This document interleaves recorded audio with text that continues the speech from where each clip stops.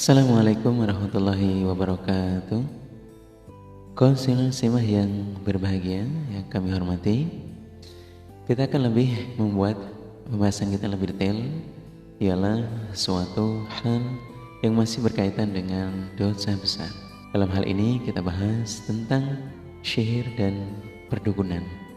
Konselor Simah yang berbahagia, yang kami hormati, silakan gunakan alat dengar yang nyaman. Semoga apa yang kami bahas bisa memberikan manfaat dan barokah. Langsung kita jabarkan, ialah ada 5 hal terkait dengan praktek sihir dan perdukunan. 5 hal ini sedari dahulu sudah ada, dan kemudian apabila menjadi ramai atau di zaman kita, di mana kita adalah umat zaman akhir, maka ini ya bisa dibilang sudah semestinya, karena sesuai dengan sabda Rasulullah SAW, la ya'ti 'alaikum 'amun illa huwallazi ba'dahu syarrun min. Semakin tahun ke depan kita akan mendapati sesuatu hal yang makin jelek, makin berat dalam menetapi ibadah. Maka pembahasan kita kali ini akan berfokus pada sihir dan perdukunan, di mana dari 5 hal ini kita coba akan jabarkan. Bismillahirrahmanirrahim. Yang pertama adalah praktek sihir dan perdukunan yang dikenal dengan istilah as-sarf atau as-sarfu, yaitu sebuah praktek atau sihir, ya perdukunan yang membuat orang celaka atau sakit atau bangkrut, sengsara, menderita, bahkan sampai bisa dengan seseorang itu mati gara-gara terkena praktek sihir ini, santet, tenung, atau dalam bahasa yang lain ada juga dengan istilah jengges dan lain-lain. Para konselor Simah, baik itu adalah sesuatu hal yang membuat kita celaka, sakit, bangkrut, sengsara, menderita, bahkan sampai dengan wafat, disantet, ditenung, dijengges, semua ini adalah satu hal dalam kategori as-sarf. Jadi ini bisa dikatakan real dari sejak zaman dahulu sampai dengan saat ini.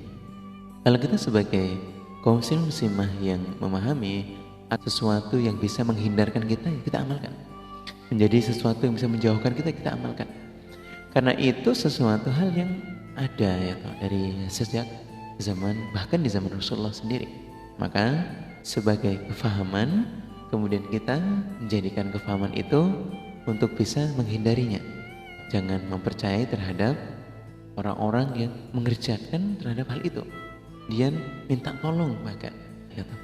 Karena praktek-praktek seperti ini adalah sesuatu yang juga tidak diperbolehkan di dalam menetapi agama Islam. Yang kedua adalah al-ataf wan niwalah, yaitu sebuah praktek sihir dan perdukunan di mana dia melakukan guna-guna, baik yang menggunakan barang ataupun mantra-mantra yang bertujuan agar seseorang menjadi senang atau sebaliknya menjadi benci, seperti ilmu pelet, jaran goyang, semar mesem, dan lain-lain. Para konselor Simah, jadi kalau kita sampai terkena hal-hal yang seperti ini, memang harus diupayakan untuk segera terhindar atau dibuang dari dirinya seseorang. Apalagi na'udzubillah min syarri dzalik, kalau yang terkena seorang wanita. Kita sebagai laki-laki, mungkin sebagai seorang ayah atau kakak atau paman, kalau mendapati keluarga kita ada yang terkena seperti ini sangat miris sekali, sangat sedih gitu. Kok bisa seorang mengirimkan hal seperti itu terhadap keluarga kita? Na'udzubillah min syarri dzalik. Kalau seandainya seseorang kemudian membalikkan perbuatan itu, kan akan terjadi sebuah peperangan atau sebuah pertengkaran atau di dalam menetapi sebuah kesalahan. Atau kalau di atas kemudian seorang yang dikirimkan bangkrut, celaka, atau kemudian akhirnya tahu orang yang mengirimkannya itu dibalas, ini kan menjadi hal yang saling mengerjakan kesyirikan, perdukunan, dan itu tidak boleh.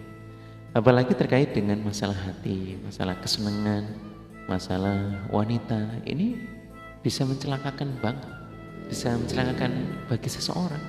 Tidak hanya merugikan bagi orang-orang yang ada di sekitarnya, dirinya yang dikirimi itu juga akan menjadi tidak bisa ibadah, fokusnya menjadi keliru, menjadi salah, ya toh? Karena selalu memikirkan seorang, ya toh, yang notabene ya harusnya kepada Allah. Naudzubillah min syarri dzalik. At-tanwim atau hipnotis yaitu praktik sihir yang membuat orang tertidur atau menyebabkan seorang terbawa ke alam bawah sadar, lalu diberlakukan menurut keinginan yang menghipnotis, seperti untuk menipu, merampas, memperkosa bahkan, dan untuk melakukan kejahatan-kejahatan lainnya. Kaum muslimin muslimah yang berbahagia, kalau seseorang pikirannya bisa selalu berzikir kepada Allah, bisa tidak kosong atau dengan mengisi hari-harinya dengan kesibukan-kesibukan, apalagi dengan zikir kepada Allah, yakinlah bahwa itu akan membuat kita tidak gampang untuk terkena hipnotis atau ada seseorang yang kemudian berniat jahat untuk kita dengan melakukan hal-hal atau apapun itu bentuknya, telepon kan, atau secara langsung, secara fisik gitu. Jadi kalau kita bisa terjaga atau brain kita, kesadaran kita, insya Allah kita akan terjaga. Yang keempat adalah asyawadah as-sihriyah, di mana permainan sulap yang menggunakan magic, menggunakan sesuatu yang bisa membuat seseorang takjub sekali, kagum, yaitu aksi-aksi, atraksi-atraksi mengagumkan dengan mengandalkan kekuatan magic dalam acara-acara tertentu dan menggunakan syarat-syarat tertentu yang semua itu adalah praktek minta tolong kepada jin. Jadi kalau itu dikerjakan, maka ini adalah sesuatu yang kategorinya adalah termasuk sihir dan perdukunan. Nauzubillah min syarri dzalik. Kalau kita bisa kagum dengan perbuatan itu ya sewajarnya. Karena memang manusia pada umumnya ditolong oleh jin mengerjakan sesuatu yang tidak biasa, tentunya kita akan merasa aneh, ya, takjub, kagum. Kalau kita menyadari bahwa itu adalah bantuan jin, semestinya kita tidak perlu untuk heran. Bahkan kita cenderung untuk benci justru, karena itu adalah perbuatan jin yang membantu seseorang melakukan perbuatan sihir-sihir atau perbuatan atraksi-atraksi yang magic. Di zaman Rasulullah sendiri pun ya telah ada. Namun kalau di zaman khalifah itu ya sampai orang-orang yang berbuat seperti ini disuruh untuk diperangi. Naudzubillah min syarri dzalik. Yang terakhir adalah yang kelima, yaitu ialah segala jenis ramalan terhadap sesuatu yang gaib, seperti ramalan tentang nasib seseorang, tentang kejadian yang akan datang, atau menganggap bahwa seseorang mampu menemukan barang-barang orang lain yang hilang dengan menggunakan berbagai perantara. Itu ya sudah sesuatu yang kategorinya adalah dukun dan sihir. Naudzubillah min syarri dzalik.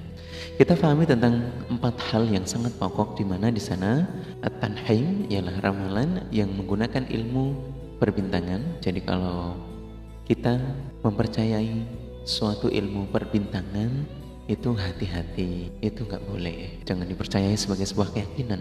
Naudzubillah min syarri dzalik. Kemudian adalah ar-ramal atau at-tarf, ialah peramal yang menggunakan media garis-garis di pasir atau dengan membaca garis-garis di telapak tangan. Itu hati-hati.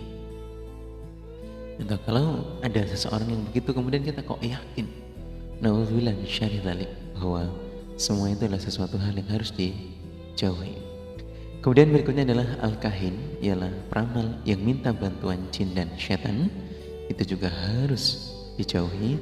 Kemudian araf, peramal yang menggunakan media mantra-mantra, cara-cara tertentu atau hitungan-hitungan tertentu seperti hitungan ibajat atau hono coroko untuk meramal nasib seseorang.